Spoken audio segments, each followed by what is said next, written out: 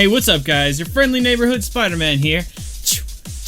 And today, I'm here to talk about my new game, Attack on Titan. This game has got all the web-swinging action you've come to know and love from a Spider-Man game, and in this one, you actually get to... That's not a Spider-Man game. What? It's not a Spider-Man game. Well, I thought I had a new game coming out.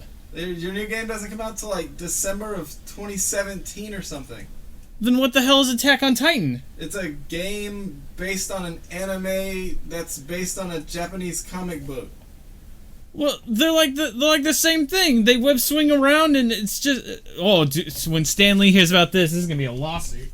When I first watched the Attack on Titan anime 3 years ago and I binged watched the entire series overnight, one of my first thoughts was, holy shit, this would make a kick-ass video game. Then lo and behold, a few years later, they made a kick-ass video game. It honestly feels like Koei Tecmo took the idea for a video game I had in my head, pulled it out, and just made it. It's damn near perfect. For those that don't know, Attack on Titan is a show about guys swinging around like Spider-Man attacking giant titans that want to eat you. And the only way to kill these titans is to cut the back of their neck. It's a pretty simple premise. Every mission starts with you being dropped into a level filled with titans, and then it's your job to just take them all out. One of the first things you'll notice in this game is that they nailed swinging around. It's extremely simple to use, but it takes a while to master. Knowing how to navigate through buildings or through trees, it feels damn good. Even locking onto and attacking the titans can take a little finesse and practice. Most people would think you just lock onto the neck, but there's actually incentives to lock onto the limbs and take those out first. It's more strategic, it limits their movements, and there's materials in the limbs that can help you upgrade your equipment and gear. Swinging around actually uses up gas, and attacking titans actually dulls your blades to the point that they'll actually break. So every once in a while you need to take some time to exchange your canisters and exchange your blades. This never happens enough to where you feel like it's inconvenient. You feel more like a badass, like you're reloading a clip except for its gas canisters and blades. There's several different characters to play as, and honestly they could have had them all play the same, but each character plays significantly different. Each one has different skills. Some are still better than others, but they're all still viable in their own way. Except for you, Armin. Fuck you, Armin. Fuck you, Armin. You fucking suck. I fucking hate you, Armin. Fuck you. They even do a pretty good job of mixing things up by throwing you on a horse on certain levels where there's not as much to swing from. It's at this point that it starts to seem a little familiar like something else. Riding around on a horse in a giant field, looking for giant creatures to stab with your sword.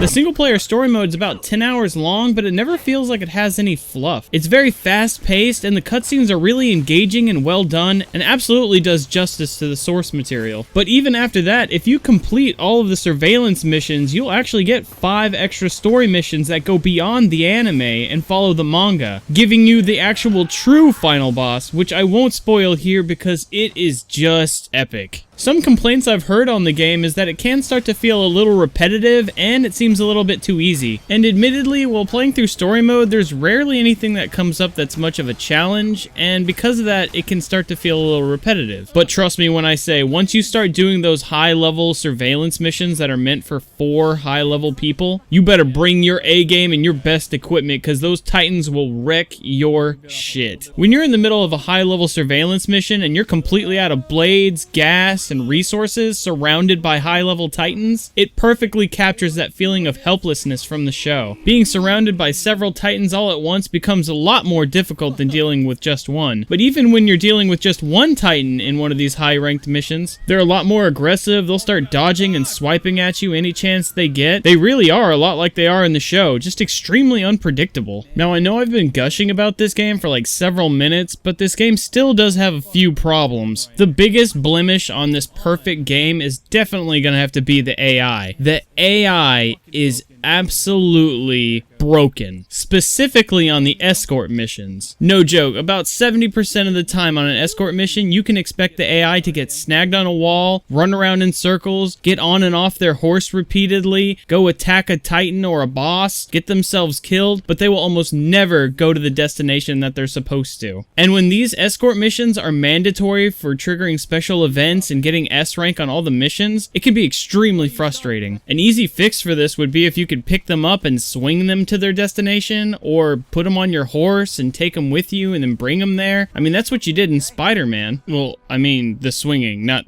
the horse. Spider-Man doesn't have a horse. There's not a spider horse. Also, it would have been nice to have more modes or content, but it's not anything that I don't think they'd be able to add in a sequel. I'd like to see a Titan versus human mode for online. That would be kind of cool. Or maybe a character creator would be awesome. But to be honest, it's kind of hard to complain when the foundation for this game is already so solid. You've got unlockable characters, unlockable skins, equipment that you can make, a solid online with up to 4 players. That adds actually quite a bit of replayability. At the time of making this review, I've actually invested 85 plus hours into the game. The reason this review took so long to come out was because I had to peel myself away from playing the game just so I could make the review. Of course, whether or not you've seen the anime is going to play a role in how much you enjoy the game, and I would recommend watching the anime if you haven't seen it, because it is pretty good. But even if you haven't seen the show, you'll probably still at least think the game is good, maybe even great. I've already had a couple of people tell me that they haven't seen the show and they're loving the game. That being said, if you have seen the show, or if you're just a fan of web swinging from like Spider-Man games, you'll probably love this game. So my final verdict for Attack on Titan is gonna be 10 out of 10, must buy, worth $60, go get it now.